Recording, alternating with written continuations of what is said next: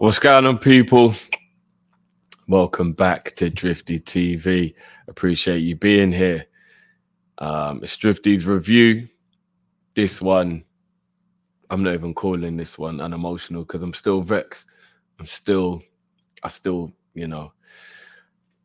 my qualms. And as I said on the show, big up anyone who watched the Monday night show on KOP-ISH, like I already did a review, and yeah, I was angry when I did it. So I've redone it. That one will have to just stay in the archives. No one will ever know, because yeah, I was livid during that one. And even though I still think I was being very balanced, I probably said some stuff that was a bit out of pocket about one or two people. So I thought I would redo it. So I'm here.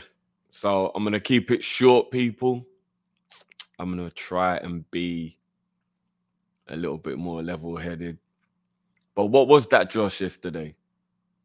It was atrocious. It was absolutely atrocious. Like, I watched back some of the key moments I wanted to go back over and go through in the game, and I'm just confused. I'm just really confused as to why we were so out of pocket, why we were so poor, why we weren't making an effort, why everything was just everything. It just felt really weird, guys. Like it just felt really weird. Like everything about what we did in that game, man, it was confusing. It was so confusing. And I just, yeah, I'm like, it's just weird. It's just weird, man. Like, what was that all about? Why were all of our key players playing so poorly? Why did a lot of our best players have their worst performance possible? I mean, I've watched some of the interviews afterwards as well. I got to give credit to Van Dijk, especially, you know, he's the captain, so he's got to stand up and do it, but still credit for it. He took full responsibility for both the goals, as he should. And as I argued, I know Cal didn't agree with me. I don't know what other people were feeling at the time, but it was Van Dijk's fault. And he's been impervious this season. He's been the best defender in the league, and he's been absolutely sensational all season. So it's not for people to pile on and start having all these views or whatever. Like, that's just that hyperbolic, over-the-top reaction. Still the best defender in the league, still been our best defender. But he was really poor yesterday for the 2 goals. And the crazy thing is, he was having a good game, relatively, until that moment. And it's crazy as well, because it's so uncharacteristic for him to not show strength and be aggressive, and to like not just deal with it. And he even said it himself in the interview. He's like, I don't know why I didn't header it. He said you just get a split moment in these big games to think of something and to do something. And obviously, if you make the wrong decision, then you get the consequence like what he did, and then there's nothing you can do about it, which is, I get it. And again, it is something we forget, that these lot are human and that, but just head it, bro. And the crazy thing is as well, is that I've had a lot of people telling me I'm delusional and all this stuff. And shout out to the people who've actually been rude about it. Like, you know, like, everybody's allowed their opinions, but like, behave yourselves, yeah? Behave yourselves, especially when you wouldn't say that stuff to somebody's face. But the disagreement is, you know, from when I said that Liverpool had a grip on the game. It's very easy now when people are either emotional or Arsenal fans want to over-exaggerate and stuff like that. First off, they were way better than us in the first half. It's not even close. And we were very lucky that Diaz is a hustler and he got that goal, and we went in at halftime 1-1. You can even see the watch along. We were celebrating the fact that we scored a goal through so much turmoil in that first half, and that we were level. We weren't celebrating it like we thought we were great. We were celebrating like, rah, we're back in the game. Mad thing. Didn't even think we'll be in the game before halftime. But the crazy thing is Van Dijk himself actually said it during the interview. He said at the end of the first half, the last 5-10 minutes of the first half, we could feel Arsenal's energy draining, and we could feel the shift. He said it, and I'm going to believe a player who was in the game, yeah, who's also held his hands up and said it was his fault. And then he said in that second half, he said they could tell they had Arsenal where they wanted them in terms of Arsenal were running, you know, with a team that were behind, Liverpool with a team on the ascendancy. He said Liverpool felt more powerful. They felt more in control. They felt like they had everything where it needed to be at that moment. And then he admitted himself, my mistake completely turned the tide of the second half and swung the game. And then Arsenal just went on from there.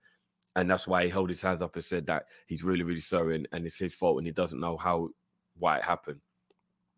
So I feel very justified in how I felt about the game because my own captain is telling me the same thing. I saw it just towards the end of the second half, but especially the first 20 minutes of the first half, 20, 25 minutes of the first half, we were the better team. And I didn't feel like there was any real danger. And then he goes and makes that mistake. And then all of a sudden they're like, do you get what I mean? So I totally understand why Arsenal fans feel like they were the better team because for a whole 45 minutes, pretty much they were the better team. But in that second half, you take away Van Dijk's mistake. And I do believe we come out of that game with a draw or a victory. I do.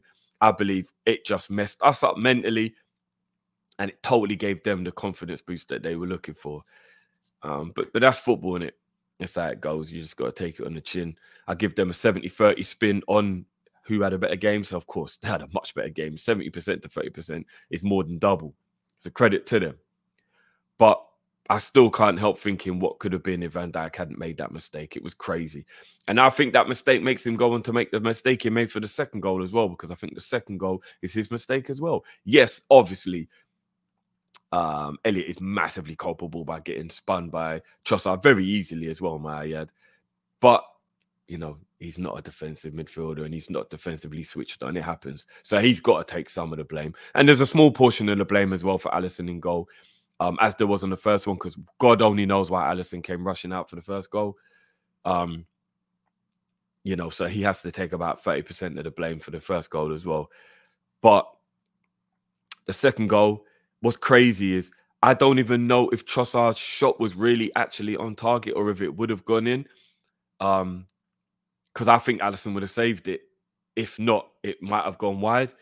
But it took the deflection off of Van Dijk because he threw out a lazy leg after not closing him down, not engaging, and then maybe just having like a half-assed little effort right when he realised Trossard was going to go in on goal instead of crossing it. And then it hits Van Dijk's boot, and that deflection of Van Dijk took it through Alisson's legs. So again, of course, Alisson is culpable to a degree, got nutmegged at the near post, but it took a deflection. And how much can you blame Alisson in that regard, so to speak, even though you can't, like Van Dijk, engage, bro. If he'd have just engaged from the beginning, then Trossard doesn't get the shot off. And there was nobody really for him to pull it back to. Do you know what I mean? Ibu was there and stuff. It's just weird. Sorry, not Ibu. Robertson. It's just weird. It's just weird what Van Dijk was doing and the whole thing, man. You know what I mean? And again, I'm not going to dwell on it too much, man. Like I said, I'm going to try and make this a short one. I just wanted to go over it again because obviously I've seen the interviews from the players now and stuff. And yeah, it was just terrible. It's unexplainable. What I'm worried about is that it's the adrenaline dump. And that worries me for the rest of the season because was everybody hyped up and fully in an emotion in a good way based on the Klopp news and we got rallied together and everything. So we're all together in it. But did we emotionally burn ourselves out a bit during January and during that whole scenario? And then, you know, this was a bit of a realizations kicking in a bit. And you can't be that emotionally charged for a whole season. It's not possible. Is that a bit of it? I hope not, but I'm worried it could be, you know? You know, when the adrenaline's flowing and you're all, but then when you get that drop in the adrenaline, it's like, oh, hang on a minute. I really hope I'm wrong, but I'm worried that could be the case because that game was so uncharacteristic, especially after what we've done before in the previous month. So yeah, that's my concern. And then obviously you've just got to pick yourselves up. You just got to pick yourselves up because that ain't on. We're not top of the league anymore. I know people are going to say you can't say that until City win their game, but it's Everton at home. Man City are winning that game. Let's just keep it a buck. They are winning that game. So City are gonna go top. And we got to beat Burnley. We have to beat Burnley now. So yeah, man, I'm vexed, man. I just don't. Yeah, I'm just vexed. Like I said, I don't even want to go in or keep going. I'm still finding it very funny that none of the Arsenal fans even wanted to remotely bring up the fact that Gabriel did a way worse foul than what Ibu did. He was also on a yellow card, and the referee didn't even say anything. In fact, he booked Nunes for remonstrating very briefly, may I add, that he was annoyed with the decision to not give, whatever. And he sends Ibu off for something way less. It's a joke. It's a joke. Referee, like, it's a joke. Like, I'm sick of always having to have these conversations. And people go, oh, well, in the Chelsea game, maybe they could have had a few. All right, even if you want to go with that premise, even though they were both soft as baby shit, this has been happening to Liverpool all season. So don't just talk to me about one Chelsea game. That's fucking weird. It's been happening all season. So again, inconsistencies, it's all bullshit. It's all weird. And that was why the third goal happened when Ibra was off the field. You know what I mean? And we're trying to chase the last minutes or whatever. Again, Van Dijk held his hands up, so we'll leave it there. But yeah, man, I don't know, man. We just got to pick ourselves up now, innit? And just briefly as well, for everyone who's watching KOP-ISH was having a conversation about the whole draw thing as well. Because it's just easier to talk about it than it is to write about it. For anybody who's not understanding what the scenario is in terms of where I was coming from, just hear me with this much easier way of trying to put it out there, because I think yesterday there was so much emotion, everything going on. No one wanted to listen to each other and whatnot.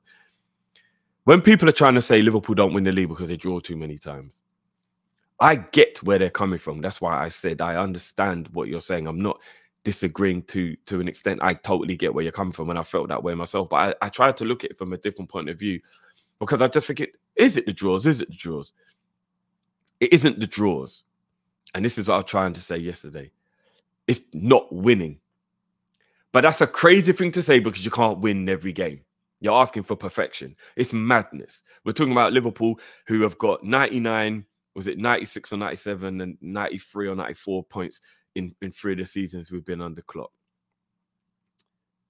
It's insane to kind of ask for more.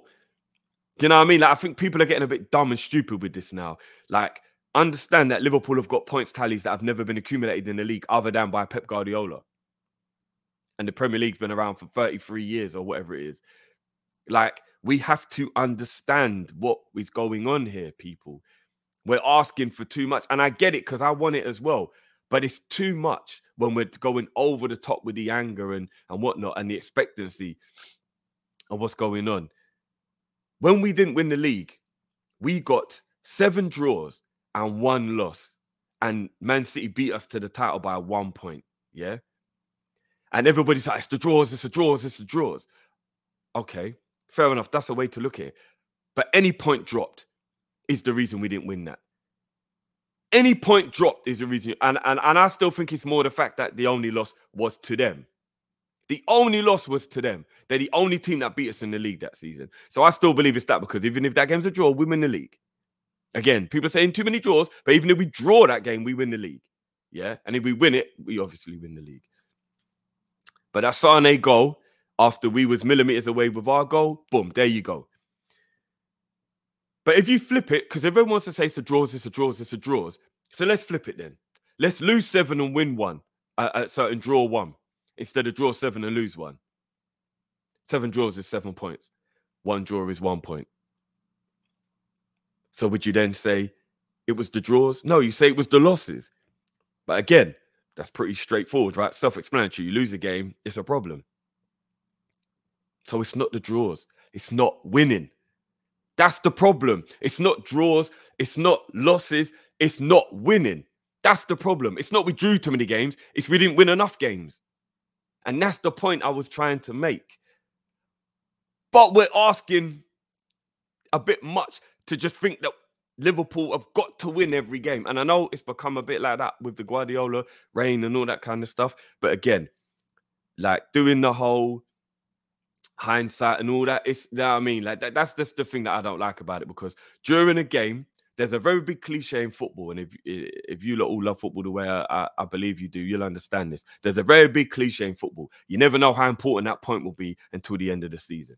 That's what everybody says whenever you get a draw in a game. You never know how important that draw is going to be to the end of the season. And that's why you fight for everything. If anyone's going to sit here and tell me if Liverpool are losing by 1 goal with 5 minutes to go, that they don't want to get that equaliser, they're lying to me, or they're lying to try and win the argument. You want your team to score, and you want to try and at least come away from a draw because you don't want to lose. Because losing is the worst thing in sport, right? So during that moment, you needed the draw. So you can't then, at the end of the season, go, that were the draws are the bad part. Because during the time, you wanted the draw. So again, as I said, the problem is you didn't get the W. You dropped more points than were available. That's it.